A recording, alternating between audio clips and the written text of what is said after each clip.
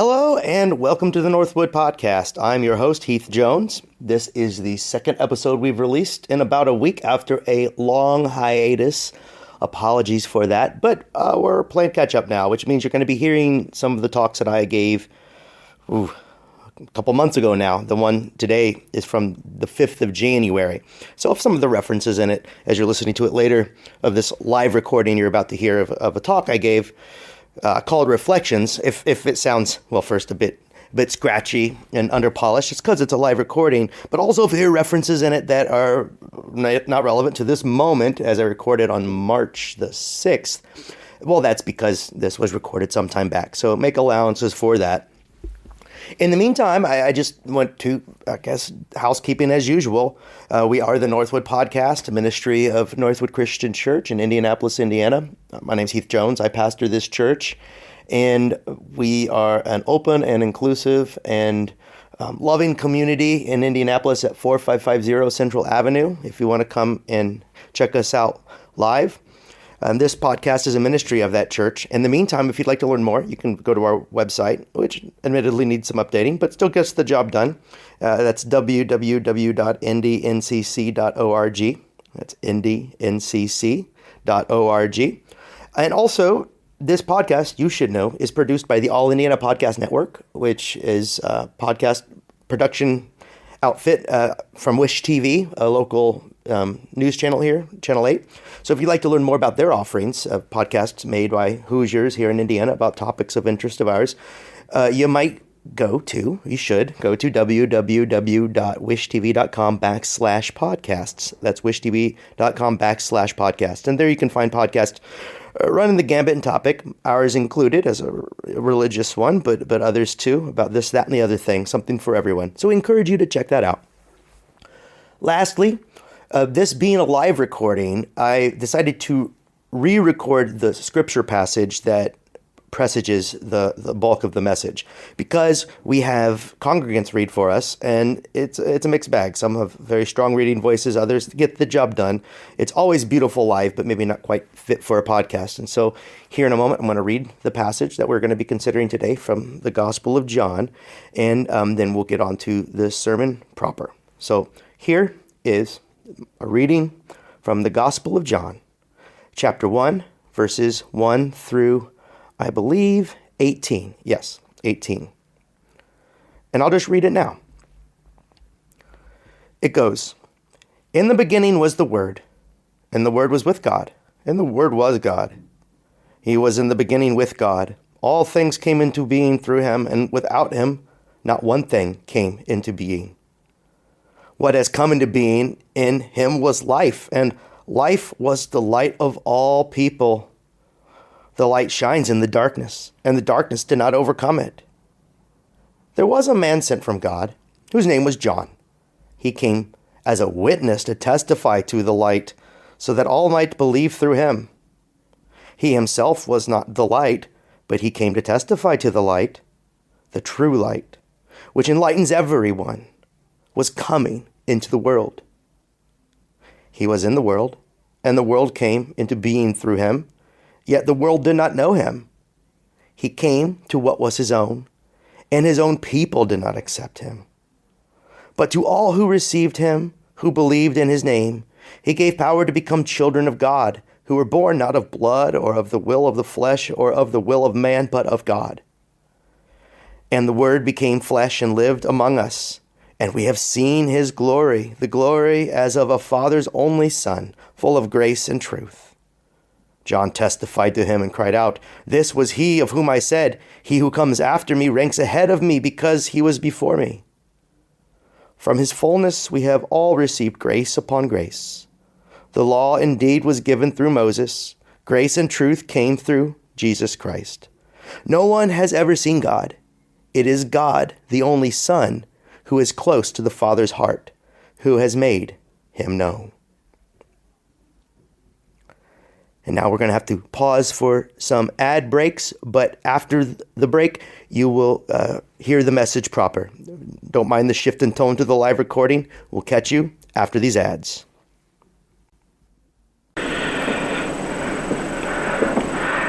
Gonna do a little bit of a rewind here in history and maybe recontextualize some of the ways that this Gospel of John would have been received by the first people to have heard it around 100 AD, BCE, however you, it's before Common Era, however you frame it, year 100 on our modern calendar.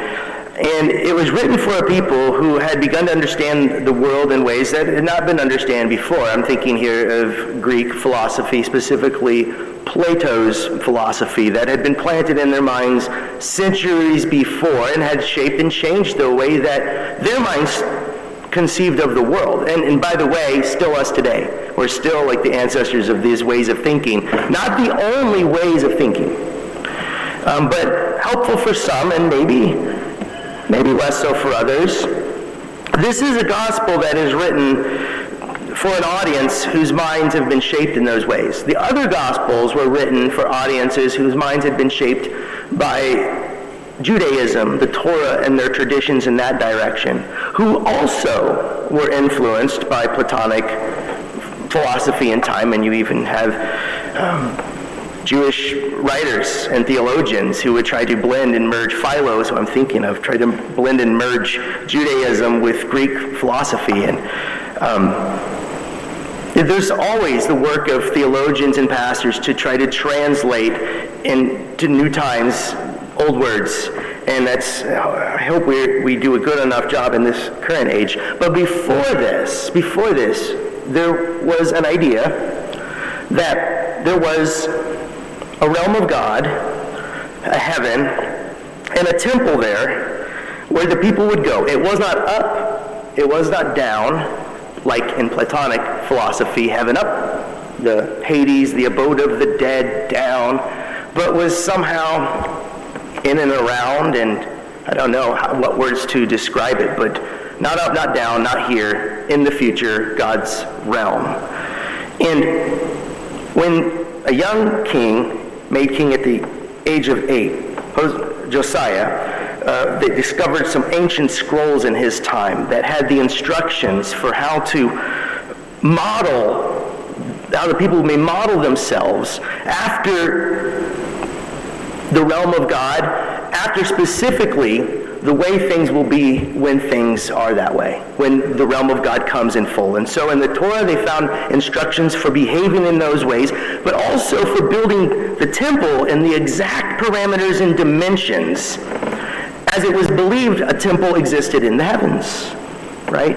It was a blueprint for a more perfect design, and maybe we can bring the perfect design down here. And what often happens is we take these lovely metaphors and buildings and symbols and we make idols of them. And, well, Josiah's people in the centuries to come, like all of us, like all peoples, make idols. And now I'm thinking of a different metaphor, and that's where I'm now landing here in the Gospel of John. And why I went to the back is by the time this Gospel is being written, they're looking for a new way of describing how what is here may model what is, well, now up there, what Plato thought. There was another tiered universe up there. That's why we still think of heaven as up there to this day, even though spatially it doesn't really make any sense. But the point is, in heaven, in the realm of God, where God is and where we came from, where God is and where the saints we believe are, it was from there that God spoke creation into existence with a word. And that word, logos in the Greek, became defined as the perfect idea, concept. The perfect idea and concept. Call it God, the spark, the origin from where this all came. And Plato believed that just as maybe a temple might represent what is in the divine, he believed that much of what we see around us reflects in shadowy form what will be in the heavens. Now here comes this new gospel, trying to help people who have been fed on Plato understand Jesus, and says that logos, that perfect spark that created the universe as a mystery, will be named as God. And the man Jesus is the blueprint, the image, in human form, of what it looks like should a human and God come together like this. So you're looking for a blueprint for your own life, you look to Jesus. You look for a blueprint for the human race, you look to the church. And here, in this opening salvo of the gospel, is described the ways in which this heavenly power, light, used as a metaphor here, light into darkness, has come into our space. And what it reflects is the way things ought to be. And what we see now are shadows and also idols placing themselves as the light. When Pilgrims landed in Massachusetts Bay Colony, John Winthrop said that their new colony would be a city on a hill, a light for the world. Sorry, but that's idolatry.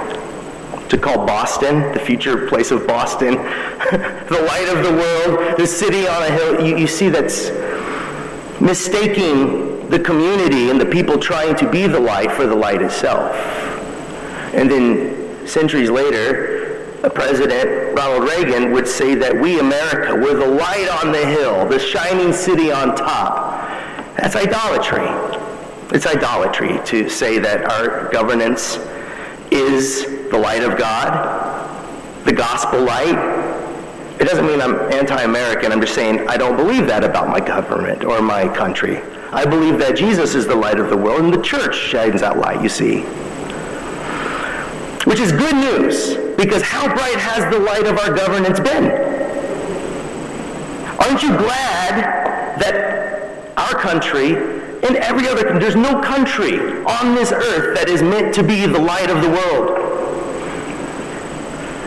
They meant to reflect our personalities and our values and to hold us together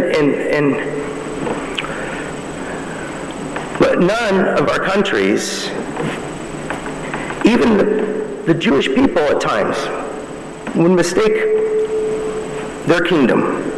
And they lost it. And just like all other kingdoms, it goes like that. Because, good news, none of these things are the light. Jesus is the light. And so we would be a Christian nation insofar as we reflect that light, but we do not dominate it or monopolize it. That's important to understand as well. At Christmas time, we celebrate this life, this light coming into the world. And we believe that it came in the form of Jesus, the blueprint for humanity. But here's the thing that we hardly believe anymore. That this one who came has given us a way to be like him. In fact, to have thoughts like his, to have values like his, to do with our things like he would have us do. He called it repenting, meaning turning from one way and on to another. And that's good news because it means that while we can't look to governances for light all the time, sometimes in sparks, but not very much, and please never idolize them. But the light of Jesus is always there for us, has been shared with us, and we can have it direct to share with the world. So I selected as the title for this sermon, Reflections, because what I believe, like a multifaceted diamond, the church can be seen that way. Each of us, as we talked this morning in our Sunday school class, sharing around the table, are very diverse backgrounds in relation to church, very different facets on a diamond, all reflecting the light in unique ways. And so, it becomes, well, it is not idolatrous to do as Jesus did when he named the church, his disciples, the city on a hill, the light of the world. Only reflections, but still light. Always looking up to where it comes from, but never mistaking the sign for what it signifies. And if we see these virtues in governances and nation states, well, good, but they will still only be cloudy mirrors. And that's important to remind ourselves of in any season. But the good news is there is a light, a spark, and I'm looking at it, at them, at us. God has given us the Spirit, the light, to share. And so I couldn't decide if I was going to name this sermon Reflections or Send the Light. And I would have gone with Send the Light if I was sure that we were familiar with that old hymn. Does anybody know a hymn called Send the Light? To bless the gospel light and let it shine from shore to shore. Yes. Yes. And now I'm thinking about what that could mean. You all, mirrors who have shown me God's love, who will show others God's love. There's a lot of darkness, I don't need to tell you, out there. A lot is unknown. It's a form of darkness, just ambiguity. And then there is overt hostility to God's children committed by their siblings, other children of God. And if we look to other places for the light, even the places that promise it brightly, it will fade. But we have a light called Christ, and Christ built a church. And so we will go out and we will reflect. And today, the benediction, when we leave into this snowy landscape, we will be bringing with us the spark in our hearts and the answer for the world. And if we can hold on to that faith in the face of the forces of, what will we call them? What undoes love? In the face of what undoes love out of confusion or spite, if we can hold on to the light, we will see it, the realm of God, with our own physical eyes. This has been the Northwood Podcast. If you like what we're doing here, please subscribe to the podcast by way of whatever app you use to listen, or leave a comment. These points of engagement drive more traffic our way. Or check out our website, www.indyncc.org, and also check out the other podcasts produced by the All Indiana Podcast Network. Until next time, this has been the Northwood Podcast. I am Heath Jones. Peace.